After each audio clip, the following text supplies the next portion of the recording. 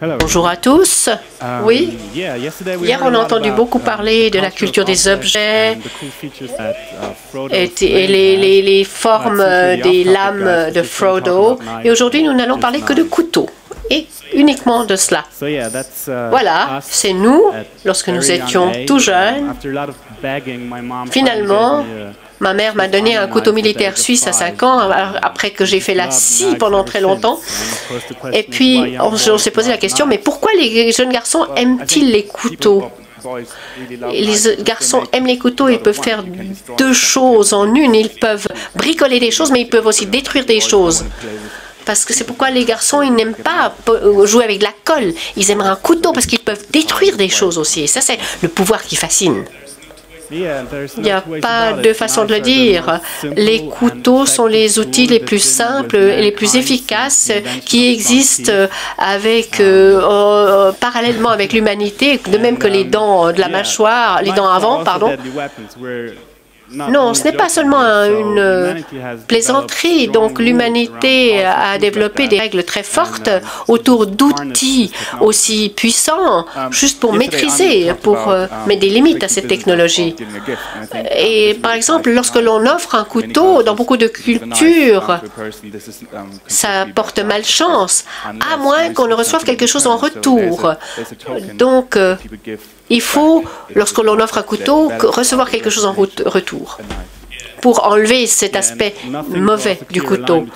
Donc, rien ne délimite mieux deux personnes qu'un couteau. Donc, l'étiquette selon laquelle on remet un couteau, c'est de le présenter par le manche, mais c'est un symbole de confiance. Et c'est la façon dont s'est établie l'idée de remettre un couteau. Mais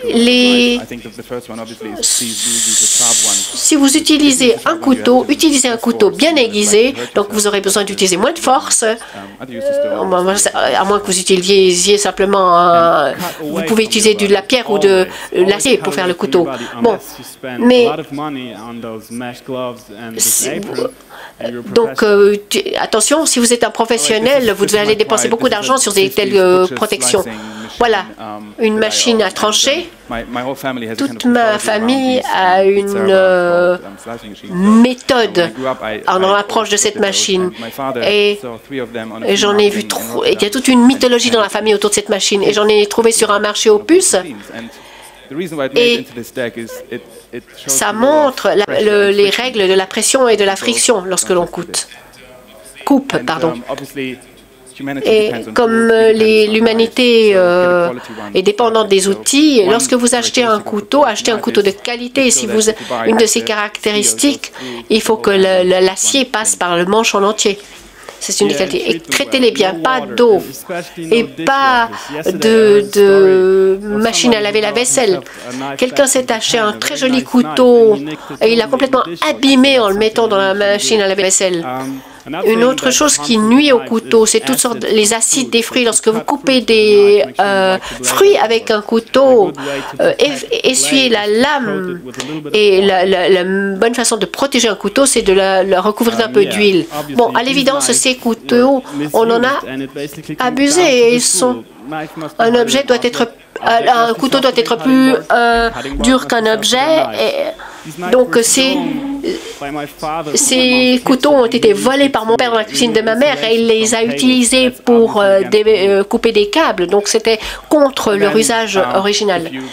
Et si vous n'avez pas de pierre à moudre et si vous n'avez pas une pierre pour aiguiser le couteau, donc vous pouvez utiliser simplement une telle structure, disons, pour aiguiser votre couteau. Voilà. Beaucoup de connaissances culturelles se perdent. Dans une partie de ma famille, certains hommes ne reçoivent pas d'autre service qu'une fourchette parce qu'ils ont toujours un couteau dans la poche. Et évidemment, on n'utilise jamais ça. Lorsque je voyageais, j'avais l'habitude d'avoir de bons couteaux et j'arrivais souvent dans des appartements où il n'y avait jamais de bons couteaux. Donc voilà mon kit de voyage.